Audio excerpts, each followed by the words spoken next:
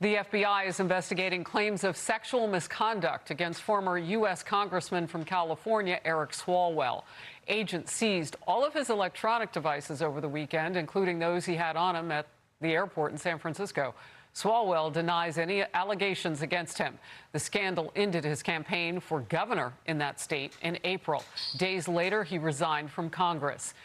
And if that wasn't enough, newly released FBI files detail Eric Swalwell's history with suspected Chinese spy Christine Fang, also known as Fang Fang. In 2015, he admitted to agents that he had multiple sexual encounters with her. Justice correspondent David Spunt has more. David.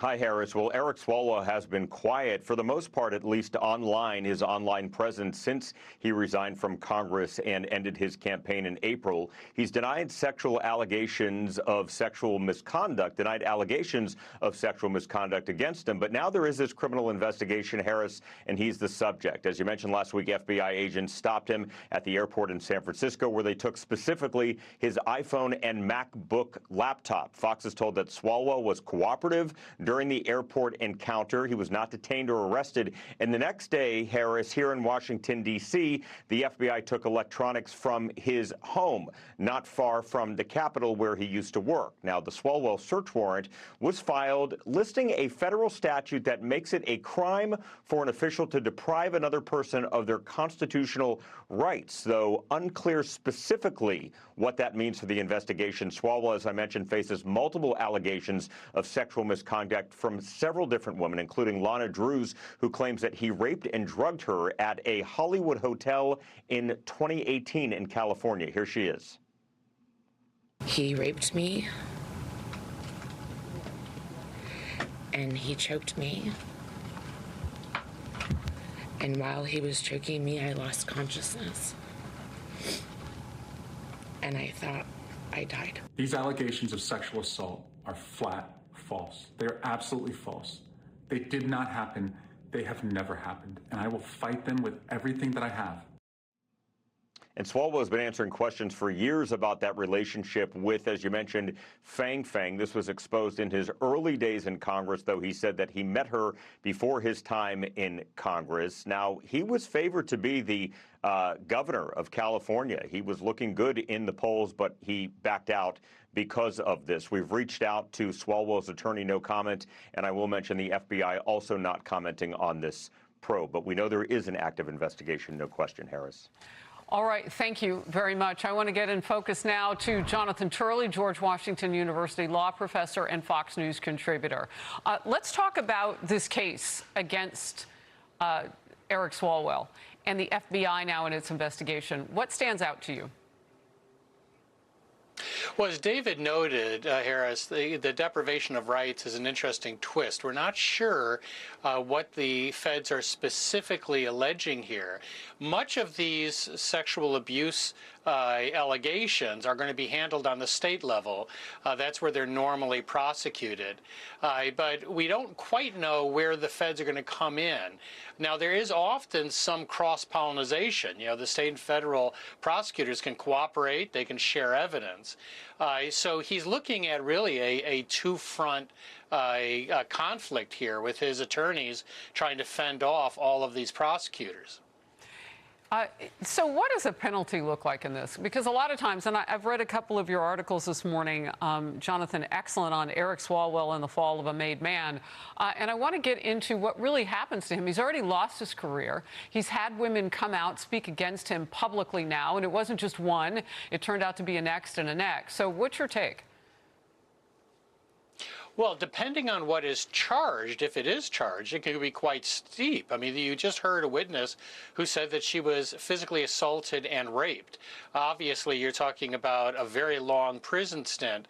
In Washington, this is as scary a story as you can make. I mean, and people in Washington tell each other stories about Swalwell around campfires because he is a made man. He was made by Nancy Pelosi. And even when all of this stuff was coming out with Fang Fang, he was protected. People like Schiff and Pelosi attacked people who were saying, what is he doing on the House Intel Committee if he was targeted by a Chinese agent and had a sexual relationship? Great question. Those Democrats really went after critics. Now we know that, in fact, those criticisms were well-based, and yet Pelosi insisted on keeping him on the House Intel Committee with access to some of our most classified information. Wow. Well, perhaps we'll learn more about a lot of things as the FBI goes forward. I want to get to the convicted murder.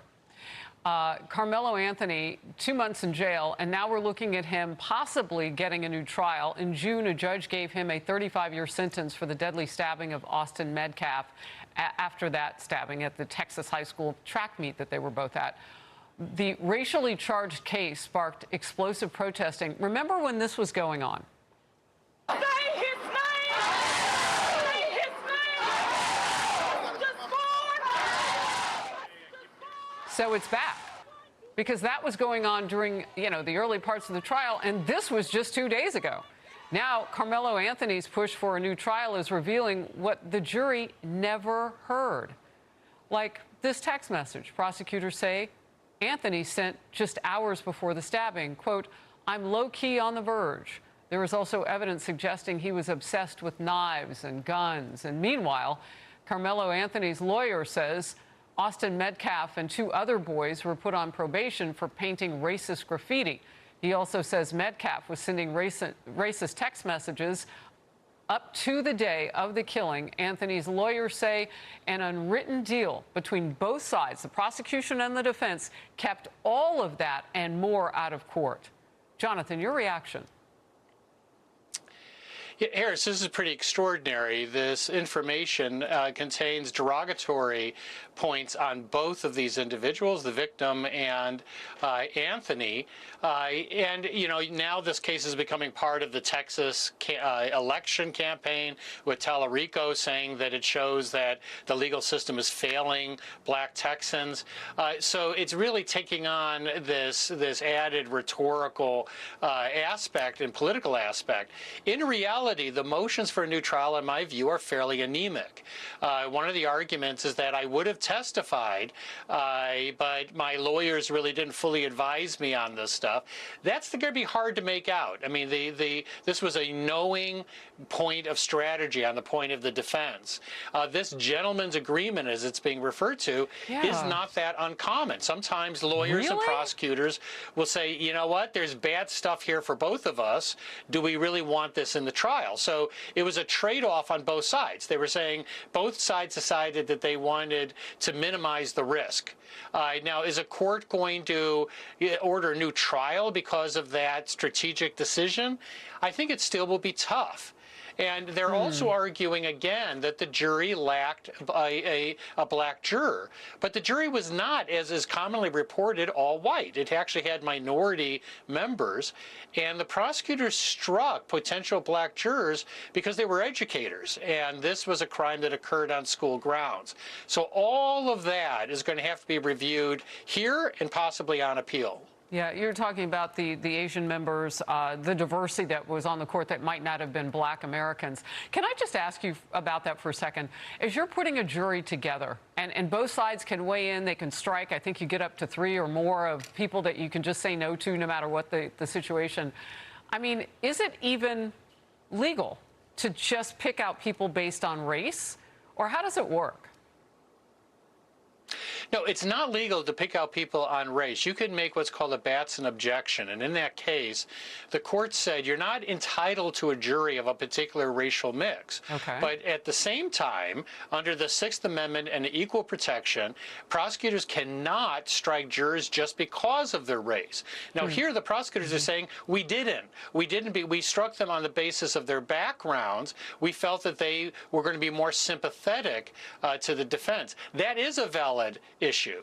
So the courts will look at this, and it's not the result that is the determinative factor here. It is the motivation. Why did the prosecutors do it? Does this appear objectively reasonable as to why they happen to strike the black members of the potential jury? Real quickly, and I mean quick, do they get a change of venue for this? Because, I mean, the public around this courthouse has weighed in, but now the whole country is. You mentioned James Tallarico, who, is running for Congress down in Texas, making his voice part of this.